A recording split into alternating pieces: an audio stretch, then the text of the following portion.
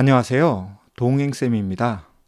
오늘은 자기연민 대신에 자기 위로 능력을 강화하라란 칼럼을 준비했는데요. 먼저 구독과 좋아요 부탁드립니다. 고맙습니다.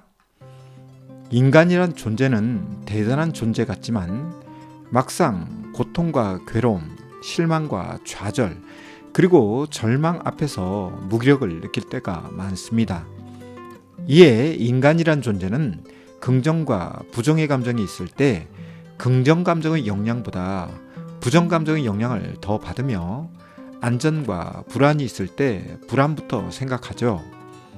예를 들면 어떤 새로운 일을 시작할 때 잘 되면 어떻게 하지보다 잘 안 되면 어떻게 하지를 미리 걱정합니다. 이런 현상은 외도 직면 후 부부에게 그대로 나타나죠. 우리 부부가 외도를 극복하면 어떤 삶을 살까 보다 우리 부부가 외도를 극복하지 못하면 어떻게 되지라며 파국적이고 파멸적인 생각을 먼저 합니다. 그런 가운데 무기력과 우울을 느끼면 자기를 비난하고 연민하는 과정을 겪게 되는데요. 문제는 자기 비난과 자기 연민이 역효과를 불러오죠. 이런 모습은 외도 부부 모두에게 나타나는데요. 자기 비난과 자기 연민이 강해지면 삶은 무의미해지고 지금 여기와 미래의 삶에 대한 자신감은 사라지며 우울과 불안 그리고 분노 등 부정감정이 마음을 지배하고 생각과 행동을 지배합니다. 이에 지금 여기도 제대로 살지 못하죠. 그리고 이것이 누적되면 미래의 시간도 제대로 살지 못하죠. 이런 삶이 누적되다 보면 과거에 고착하거나 퇴행하면서 오로지 과거에 몰입하고 집착하게 되는데요. 대표적인 것이 무의미한 과거 가정법을 사용하죠. 외도만 없었다면 나의 삶이 괜찮았을 텐데 라면서 외도 내용 반추에 몰입하고 매몰됩니다. 자기 비난과 자기 연민이 몰고 오는 부메랑이죠. 따라서 외도 직면 후 자기 비난과 자기 연민은 외도 문제 해결과 외도 극복에 도움이 되지 않습니다. 특히 외도 피해자의 자기 비난과 자기 연민은 다양한 신경직적 증상으로 이어지죠. 예를 들면 우울장애나 불안장애, 분노조절장애, 강박장애, 그리고 편집장애 등등 다양한 신경증적 증상으로 이어집니다. 따라서 외도 직면 후 자기 비난에 매몰되거나 자기 연민에 몰입한다면 전문가의 상담, 코칭이 필요합니다. 이를 통해 자존감 향상이나 회복 탄력성 강화 등 외도에 대한 적절한 반응과 대처를 위한 도움을 받아야 하죠.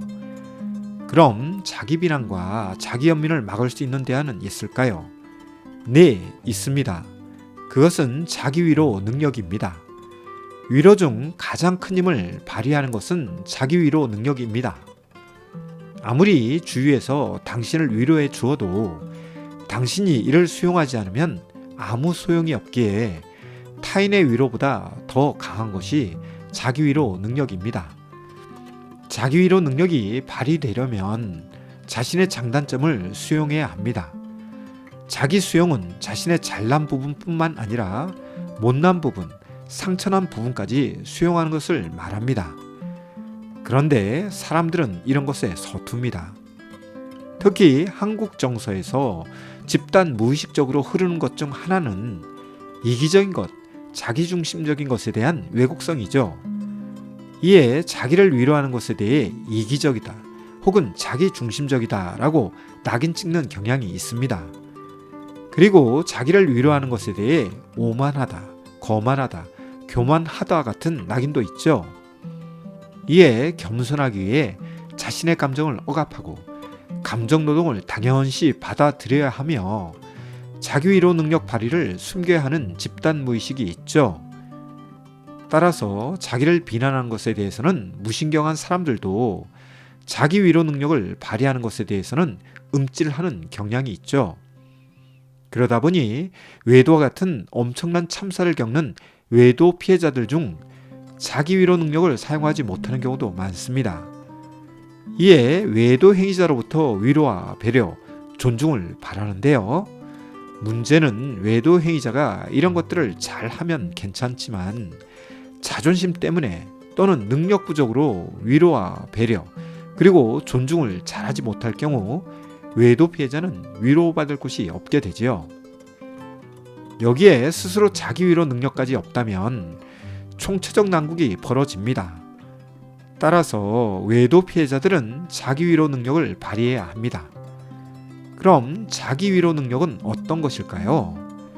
여기에 대해 심리학자 에드워드 글래스먼은 다음 4가지 능력을 언급하였는데요.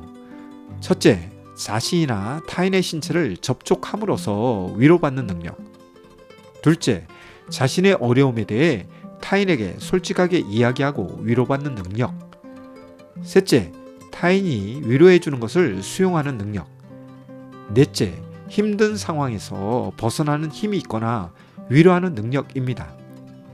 문제는 외도 피해자들 중 자존심이 강한 분들과 수치심이 강한 분들, 그리고 자기 개방이 서툰 분들의 경우 주변의 위로에 대해서도 거부하거나 수용하지 않고 자신의 어려움을 진솔하게 이야기하지 못하는 등 자기 위로 능력을 발휘하고 활용하지 못한다는 것이죠.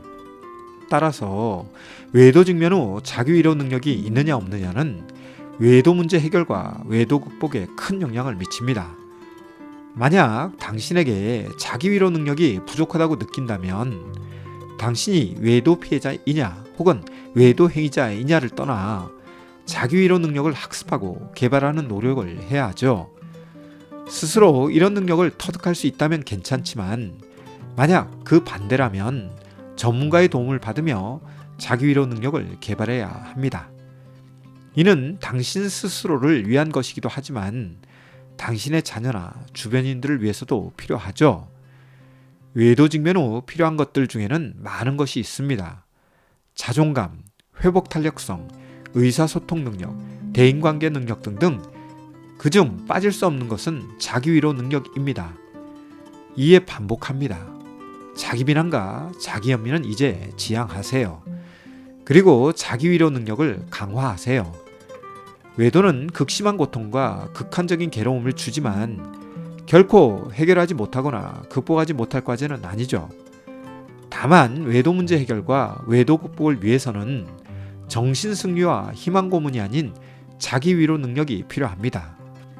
자기 비난과 자기 연민은 결코 답이 아님을 다시 강조하면서 오늘 내용을 잘 되새겨 보길 부탁합니다. 오늘은 외도 직면 후 자기 연민보다 자기 위로 능력이 필요함에 대해 다뤄보았는데요. 내용이 유익했다면 구독과 좋아요 부탁드립니다. 고맙습니다.